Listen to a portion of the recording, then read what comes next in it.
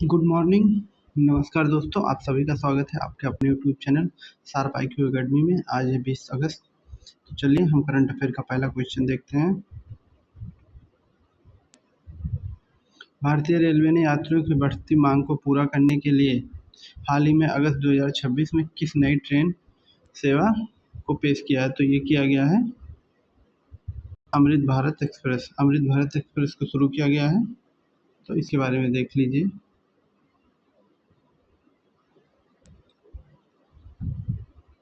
Amrit Bharat express ये अगस्त 2026 में शुरू हुआ है। भारतीय रेलवे ने आम यात्रियों को, विशेषकर लंबी दूरी की यात्रा करने वाले लोगों को भारी मांग को ध्यान में रखते हुए इस किफ़ायती नॉन AC मतलब बिना AC की सुपरफास्ट ट्रेन पेश की है। देख लीजिए, यह पुश और पुल तकनीक पे भी काम करेगा। हम लोग इस पे एक वीडियो में डिस्कस कर चुके हैं। एक इंजन आगे लगा रहेगा, एक इंजन पीछे। आगे वाले इंजन खींचेगा, पीछे वालों से धक्का देगा। पर आधारित रहेगा, त्वरित गति और समय में बचत होगी।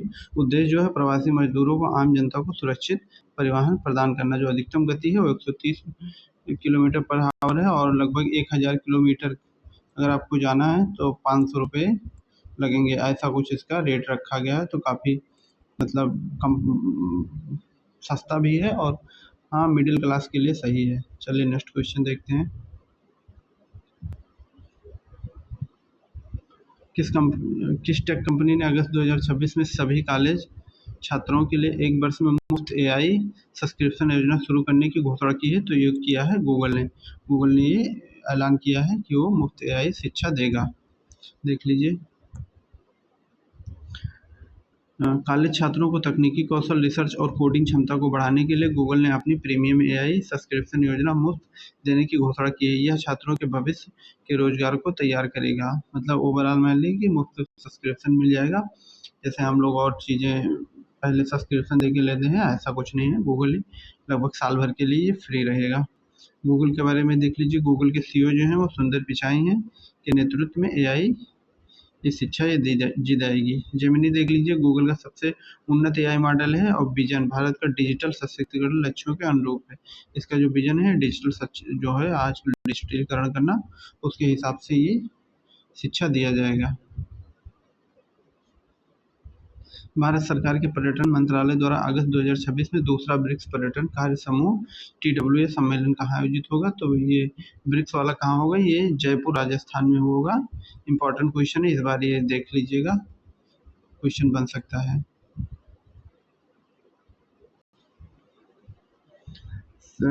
सदस्य देशों के बीच टिकाऊ पर्यटन यानी टूरिज्म, सांस्कृतिक आदान प्रदान और पर्यटन क्षेत्र में निवेश बढ़ाने की रणनीति पर चर्चा करने के लिए जयपुर में यह सम्मेलन आयोजित हुआ। जितने ब्रिक्स के सदस्य हैं वो सब थे। ब्रिक्स का विस्तार देख लीजिए। 2024 में मिस्र, इथोपिया, ईरान और सऊदी अरब और ये नए सदस्य जुड़े हैं ब्रिक्स में। इसका मुख्य एजेंडा क्या है जो बैठक हुआ है? ग्रीन टूरिज्म मतलब प्रकृति को बिना नुकसान किए हुए, और पर्यटन क्षेत्र डिजिटलीकरण मतलब डिजिटल करना सारी चीज़ें। जयपुर का महत्व देख लीजिए। 2019 में इसे विश्व धरोहर स्थल घोषित किया गया है जयपुर को। और ये है हवा महल, इसे भी शामिल किया गया है हेरिटेज स्थल में। हाल ही में महिलाओं के बीच AI साक्षरता और डिजिटल सशक्तिकरण को बढ़ावा देने के लिए यशोदा AI पहल किस संगठन द्वारा शुरू किया गया है? तो ये NCW यानी राष्ट्रीय महिला आयोग द्वारा ये शुरू किया है, NCW द्वारा। देख लीजिए इसका व्याख्या। ग्रामीण का अर्थ जो होता है ग्रामीण और अर्ध शहरी क्षेत्रों की महिलाओं को आर्टिफिशियल इंटेलिजेंस AI की बुनियादी समझ को प्रदान करना, उन्हें ऑनलाइन सुरक्षा के प्रति जागरूक बनाने के लिए क्रांतिकारी पहल। आजकल गांव की जो महिलाएं होती हैं वो चीज़ें नहीं समझ पाती हैं, तो आजकल इतना फ्रॉड चल रहा है, डिजिटल का अरेस्ट हो रहा है, पैसे हो रहे हैं, तो वो सब ये एक अच्छा पहल है गवर्नमेंट का और इसे काफ़ी लोगों को इसमें सम्मिलित होना चाहिए, औरतों को सम्मिलित होना चाहिए। देख लीजिए ये क्या है, इसकी प्रकृति क्या है। राष्ट्रीय महिला आयोग की एक संवैधानिक निकाय है। राष्ट्रीय महिला आयोग संवैधानिक निकाय है, का कर लीजिएगा और ना संवैधानिक निकाय है। इसकी स्थापना कब हुई थी याद रखिएगा, ये स्थापना पूछा जाता है, तो ये जनवरी 1992 आप लोग याद रखिएगा, ये पॉइंट जरूर याद रखिएगा। 1992 और राष्ट्रीय महिला आयोग अधिनियम 1990 के तहत ये बना था। लक्ष्य जो है deep fake, cyber fraud, online bullying जो होती है जैसी चुनौतियों से निपटना इसका लक्ष्य है। तो ये राष्ट्रीय महिला आयोग ने शुरू किया है। हाल ही अगस्त 2026 में राष्ट्रीय सांख्यिकी कार्यालय एनएसओ जो होता है, राष्ट्रीय सांख्यिकी कार्यालय द्वारा जारी आंकड़ों के अनुसार भारत में बेरोजगारी दर है वो दर घटकर कितने परसेंट, तो घटकर का और ये रहेगा, घटकर देख लीजिए, घटकर कितने परसेंट हो गई, तो 5.1% हो गई। याद रखिएगा, ये क्वेश्चन बनता है। सांख्यिकी कार्यालय जो इस समय बेरोजगारी दर है वो घटकर 5.1 हो गया है। इसके बारे में डिटेल देख ले रहे हैं। यह सकारात्मक गिरावट भारतीय अर्थव्यवस्था में सुधार, विनिर्माण और सेवा के क्षेत्र में नए रोजगार सृजन करेगी। सरकारी योजनाओं को सफल कार्यान्वयन का स्पष्ट संकेत है ये। मतलब ये गिरा है तो सही है, पहले बेरोजगारी दर ज़्यादा थी, अब वो मजे मजे करके घट रहा है, 5.1 पे पहुंच गया है। इनका मानना है, गवर्नमेंट का ये आंकड़ा जारी है। मंत्रालय देख लीजिए, एनएसओ सांख्यिकी और कार्यक्रम कार्यान्वयन मंत्रालय जो है उसके अधीन ये काम करता है। पीएलएफ डेटा, यह आंकड़े जो है आवधिक श्रम बल सर्वेक्षण यानी PLFAS पर आधारित रहते हैं और यह दर भारत को मजबूत मैक्रो इकोनॉमी स्थिरता दर्शाती है। जिस हिसाब से बेरोजगारी दर अगर घटेगी तो मैक्रो इकोनॉमिक्स को बढ़ोतरी में दर्शाता है चीज़ें, जिससे और बेरोजगारी दर कम ही होना चाहिए। वैसे चलिए, सुप्रीम कोर्ट ने अगस्त 2026 में एक महत्वपूर्ण फैसले के तहत किस नागरिक जिम्मेवारी को संविधान के अनुच्छेद 21 से जोड़ते हुए पैसिव वेस्ट जनरेशन को असंवैधानिक ठहराया है। अभी तीन जो है उस पर चर्चा हुआ है, कल हम लोग पढ़े हैं, और एक ये नया है। तो ये जो है ये ठोस कचरा प्रबंधन का है, इसको असंवैधानिक ठहराया गया। ऐसे नहीं कि आप कचरा कुछ भी बनाएं, तो उसके लिए कानून है। आप क्यों कचरा बना रहे हैं, कैसा क्या, उस पर सरकार ने मतलब सुप्रीम कोर्ट ने फैसला दिया है। देख लीजिए, कोर्ट ने स्पष्ट किया कि बिना सोचे समझे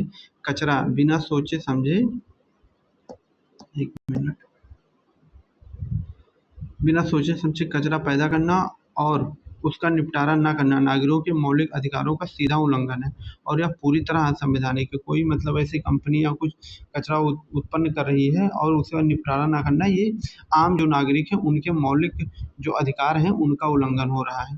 देख लीजिए कैसे इस कोर्ट ने क्या कहा है। अनुच्छेद 21 का विस्तार, इसमें स्वच्छ पर्यावरण का अधिकार भी शामिल है। तो अगर कोई कंपनी है या कोई फैक्ट्री हो ऐसे वातावरण कर रही है और हम लोगों का अधिकार है कि हम लोग स्वच्छ वातावरण में रहें, तो सीधा हनन हो रहा है। नागरिक बाध्यता, कचरा प्रबंधन अब केवल नगर निगम काम नहीं बल्कि कानूनी जिम्मेदारी है। अब ये कानूनी जिम्मेदारी भी बन गई है, तो इसके लिए आप पुलिस फोर्स भी वर्क करें। एसडब्ल्यूएम रूल्स भारत में ठोस कचरा प्रबंधन नियम 2016 में लागू किए गए थे। ठोस कचरा प्रबंधन नियम 2016 में लागू किए गए थे, तो इस पे कोर्ट ने फैसला दिया है, याद रखिएगा ये अनुच्छेद 21 को आधार मान के।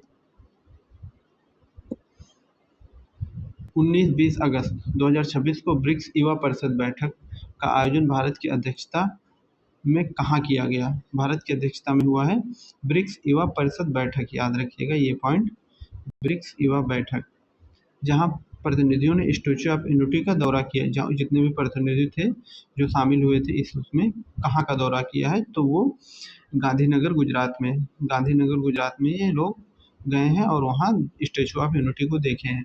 पहली बात तो ये याद रखिएगा, ब्रिक्स युवा परिषद बैठक कहाँ हुआ है? भारत में हुआ है और उसकी अध्यक्षता भी भारत ने की है।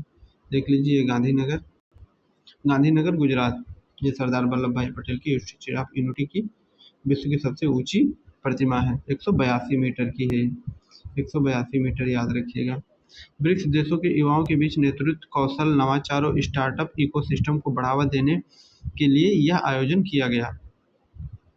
विदेशी प्रतिनिधियों को विशेष रूप से केवड़िया का दौरा कराया गया और ये लोग गए हैं, स्टैच्यू ऑफ यूनिटी भी देखे हैं। देख लीजिए, स्टैच्यू ऑफ यूनिटी 182 मीटर ऊंची है, सरदार पटेल की ये मूर्ति है। और स्थान देख लीजिए, पूछा जाता है नर्मदा जिले में नर्मदा नदी के साधु बेट द्वीप पर स्थित है। कौन सा है? साधु बेट द्वीप है, वहाँ पर ये स्थित है। डिजाइनकार मशहूर मूर्तिकार राम विसुतार, इनका भी नाम याद रखिएगा, और नर्मदा नदी भी याद रखिएगा। चलिए नेक्स्ट क्वेश्चन देखते हैं। 8 नंबर क्वेश्चन, कश्मीर का कौन सा स्वदेशी सुगंधित चावल जो है जिसे 2023 में जीआई टैग मिला था, यहाँ की कश्मीर का एक चावल है, जीआई टैग उसे मिला था, हाल ही में मांग और कीमत के संकट के कारण समाचारों में रहा है, तो वो कौन सा रहा है? मुश्क, इसका नाम है मुश्क बुद्जी, मुश्क बुद्जी इसका नाम है, याद रखिएगा। ये कश्मीर को इसको जीआई टैग मिल चुका है। मुश्क बुद्जी के बारे में देख लीजिए, चर्चा का विषय रहा इस बार। अपनी तीव्र सुगंध और बेहतरीन स्वाद के लिए प्रसिद्ध यह कश्मीरी चावल उचित कीमत न मिलने के कारण गंभीर संकट में है। किसान उत्पादन लागत निकालने में भी असमर्थ हैं। मतलब इतना ये प्रसिद्ध भी है, इसका बिक्री भी हो रहा है, फिर भी इससे किसानों को घाटा हो रहा है। देख लीजिए जीआई टैग, इसे वर्ष 2023 में भौगोलिक संकेतक जीआई टैग प्रदान किया गया था। मुख्य उत्पादन क्षेत्र कश्मीर के अनंतनाग जिले में ये होता है, मतलब इसका मेन जो क्षेत्र है वो ये जिला जो है कश्मीर का अनंतनाग जिला। और सिद्धार्थनगर का क्या है आप लोगों को पता है, अभी हम लोग डिस्कस किए थे। सिद्धार्थनगर का है काला नमक चावल। देख लीजिए इसका, भारत में जीआई टैग पंजीकरण 10 वर्षों के लिए वैध होता है। अगर एक बार जीआई टैग मिल गया तो 10 वर्ष के लिए रिन्यूएबल होता है। फिर गवर्नमेंट देखती है कि हाँ चीज़ें वहाँ वैसी हैं कि नहीं। ऐसा तो नहीं कि वहाँ पैदावारी कम हो गई और जो भी बन रहा था वो कम हो गया हो। देख लीजिए ये क्वेश्चन, युवाओं को नस्ली दवाओं और दुष्प्रभाव देख लीजिए, दुष्प्रभाव लिखा है के प्रति जागरूक करने के लिए नशा मुक्त युवा फॉर विकसित भारत मल्टीमीडिया प्रदर्शनी का उद्घाटन कहाँ किया है? देख लीजिए, नशा मुक्त युवा फॉर विकसित भारत, इसका उद्घाटन कहाँ किया गया है? तो ये हुआ है गोवा में इसका उद्घाटन हुआ है।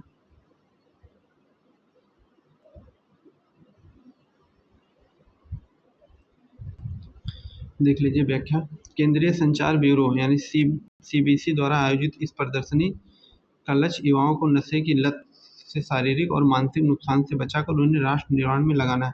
जो आजकल नशा इतना सब लोग कर रहे हैं, काफ़ी नुकसानदायक है और उससे भविष्य खराब हो जाता है, तो एक अच्छा पहल है। विकसित भारत विजन देख लीजिए, 2047 तक भारत को एक पूर्ण विकसित राष्ट्र बनाना है, ये इसका नोडल एजेंसी है, किसके अंदर काम करती है? सीबीसी सूचना और प्रसारण मंत्रालय के अधीन है, क्योंकि ये जागरूकता फैलाती है। अभियान देख लीजिए, यह नशा मुक्त भारत अभियान यानी ENMBA का एक महत्वपूर्ण हिस्सा है। चलिए नेक्स्ट क्वेश्चन देखते हैं, गोवा में हुआ है, याद रखिएगा आप लोग।